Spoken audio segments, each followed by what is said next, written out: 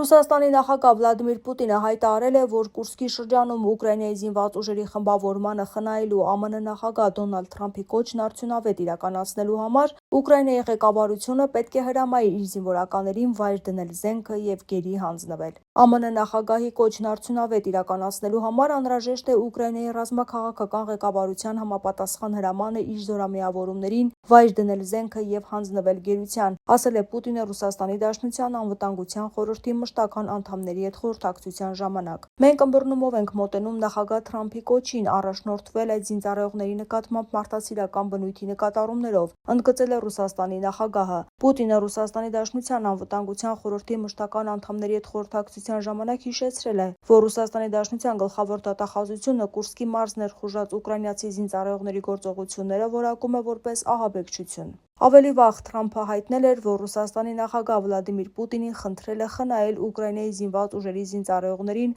որոնք Կուրսկի մարզում գտնվում են ամբողջովին շրջափակման մեջ։